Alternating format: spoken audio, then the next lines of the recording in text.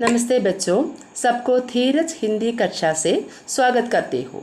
आज हम वसंत पाठ्य पुस्तक के 6वीं कक्षा के वह चिड़िया जो नामक कविता के तीसरा भाग पढ़ेंगे।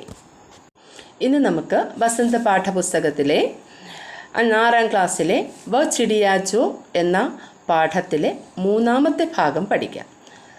മൊത്തം അതിൽ 3 ഭാഗങ്ങളാണുള്ളത്. ആദ്യത്തെ 2 ഭാഗങ്ങൾ നമ്മൾ പഠിച്ചു കഴിഞ്ഞു. ഇനി നമുക്ക് 3ാമത്തെ പാഠഭാഗത്തിലേക്ക് കിടക്കാം. വ ചിടിയ ജോ ചോഞ്ച് മാർക്കർ चढ़ी नदी का दिल टटोल कर जल का मोती ले जाती है. वह छोटी गर्बीली चिड़िया नीले पंखों वाली मैं हूँ, मुझे नदी से बहुत प्यार है. നമുക്കതിൻ്റെ മീനിങ് നോക്കാം. വ ചിടിയ ജോ, ആ പക്ഷി. ഏതൊരു പക്ഷിയെക്കുറിച്ചാണോ ഈ പാഠഭാഗത്തിൽ കേദാരനാഥ് അഗ്രവാൾ പറയുന്നത്? ആ പക്ഷി എന്താണ് ഇവിടെ ചെയ്യുന്നത്? കഴിഞ്ഞ 2 പാഠഭാഗത്തിലും 2 ഭാഗത്തിലും നമ്മൾ ഓരോ കാര്യങ്ങളാണ് പറഞ്ഞത്. ആദ്യത്തേതിൽ എന്താ ചെയ്യുന്നത്? വളരെ രുചിയോടുകൂടി ആ ധാന്യം ഭക്ഷിക്കുന്നു.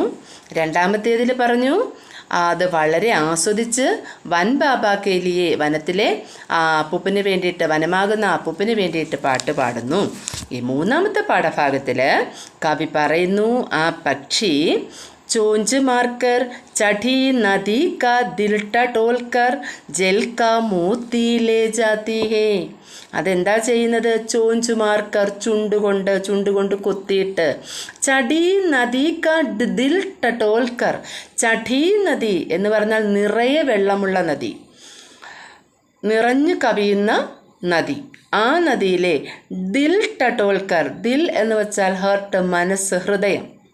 ആ ഹൃദയം ടട്ടോൾ എന്ന് വെച്ചാൽ സെർച്ച് ചെയ്യുക, പരതുക.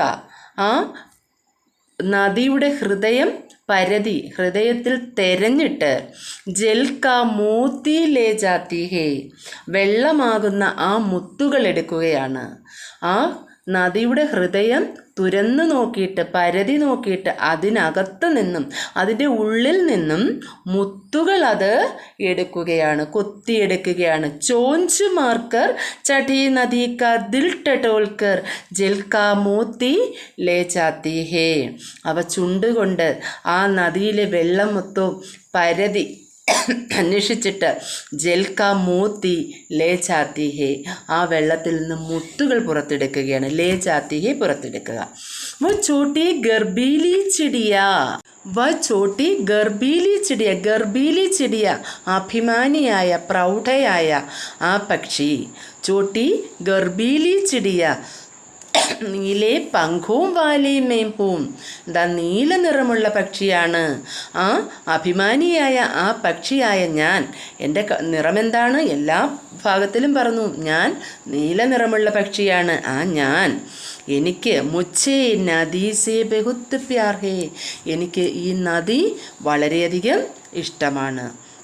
അതുകൊണ്ടാണ് ഞാൻ എന്ത് ചെയ്യുന്നത്? ഈ നദിയുടെ ഹൃദയത്തിൽ നിന്നും വെള്ളമാകുന്ന, ജലമാകുന്ന മുത്തുകൾ പരതിയെടുക്കുന്നത്, കൊത്തിയെടുക്കുന്നത്. ഒന്നും കൂടെ നോക്കാം. വോ ചിടിയ ജോ ചോഞ്ച് മാർക്കർ ചढ़ी നദി കാ ദിൽ ടട്ടോൽക്കർ ജൽ കാ മോത്തി ലേ ജാത്തി ഹേ. വോ ചോട്ടി ഗർബീലി ചിടിയ നീലെ പങ്കോ വാലി മേം ഹൂം, മുझे നദി സേ ബഹുത്ത് പ്യാർ ഹേ. നമുക്കിതിൽ കഠിന ശബ്ദങ്ങൾ ഏതൊക്കെയാണെന്ന് നോക്കാം. ചഠി നദി എന്ന് വെച്ചാൽ വെള്ളം നിറഞ്ഞ നദി, വെള്ളപ്പൊക്കമുള്ള നദി. ദിൽ ടട്ടോൽന, ദിൽ കി ബാത് കർന, മനസ്സിലെ കാര്യങ്ങൾ അറിയുക, മനസ്സ് പരതുക. ജൽക്കാ മോത്തി എന്ന് പറഞ്ഞാൽ ജൽക്കി ബൂന്ത് യാ കണ്, വെള്ളത്തുള്ളികൾ എന്നുള്ള അർത്ഥമാണ്, ജലകണികകൾ. ഗർബീലി, അഭിമാനിയായ. ഇനി നമുക്ക് ഈ പാഠഭാഗത്തിലെ കുറച്ച് ചെറിയ ക്വസ്റ്റ്യൻസ് നമുക്ക് നോക്കാം. ഇസ് പദ്യാംശമേ വ ചിടിയ കൈസേ ഹേ, ഇസ് പദ്യാംശയ്ക്ക് ചിടിയ കൈസേ ഹേ. ഓരോ ഭാഗത്തിലും ആ നീലനിറമുള്ള പക്ഷിക്ക് പല പല സ്വഭാവങ്ങളാണ്. ആദ്യത്തേതിൽ നമ്മൾ പറഞ്ഞിരുന്നു, എന്താ പറഞ്ഞിരുന്നത്? ആ സന്തോഷി ചിടിയ വളരെ ഇഷ്ടത്തോടു കൂടി ധാന്യം ഭക്ഷിക്കുന്നു എന്ന് പറഞ്ഞു. രണ്ടാമത്തേതിൽ വൻ ബാബയ്ക്ക് വേണ്ടി പാടുന്നു എന്ന് പറഞ്ഞു. 3ാമത്തെ ഈ ഭാഗത്തിൽ എന്താണ് അതിൻ്റെ സ്വഭാവം? കൈസി ഹേ, എന്താണ് അതിൻ്റെ സ്വഭാവം? നീലെ പങ്കോം വാലി വ ഗർബീലി ഹെ. നീല നിറമുള്ള ആ പക്ഷി ഗർബീലി അഭിമാനിയാണ്. രണ്ടാമത്തെ ക്വസ്റ്റ്യൻ, ഉസ് പക്ഷി നദി സെ ജൽ കൈസെ ലേത്തി ഹെ. ഈ പക്ഷി നദിയിൽ നിന്നും എങ്ങനെയാണ് വെള്ളമെടുക്കുന്നത്? എപ്രകാരമാണ് അതിൽ നിന്നും വെള്ളം എടുക്കുന്നത്? എപ്രകാരമാണ് നമുക്കറിയാം. जल की मोती के समान बूंद लेने से पूर्व उसका हृदय और दिल टटोलती है.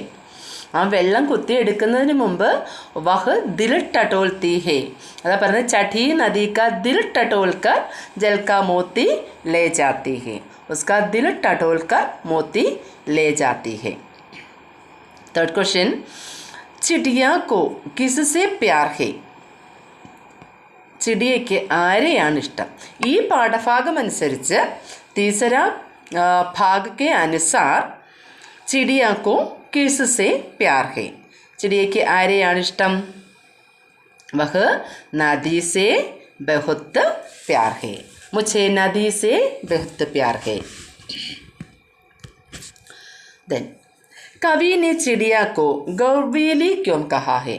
कवि यहाँ कहते हैं मुझे नदी नीले पंखों वाली मैं हूँ, मुझे नदी से बहुत प्यार है, വ ചൂട്ടി ഗർബീലി ചിടിയ ഹേ.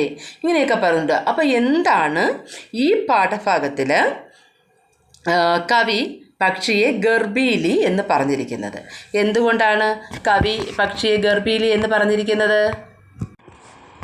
क्योंकि अपने पीने के पानी की खोज वह स्वयं करती है और नदी की इच्छा जानकर उससे जल कण ग्रहण करती है.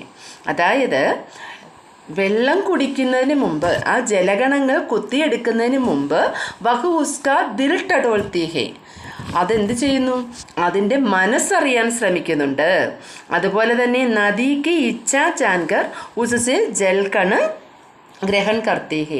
ആ നദിയുടെ ആഗ്രഹം അറിഞ്ഞിട്ട് വെള്ളം തരാൻ ആ നദിക്ക് ഇഷ്ടമാണോ എന്നെല്ലാം അറിഞ്ഞതിന് ശേഷം മാത്രമാണ് വഹ നദീസേ ജൽക്കണ് ലേത്തേ ഹേ. അത് നദിയിൽ നിന്നും ജലഗണങ്ങൾ എടുക്കുന്നത്.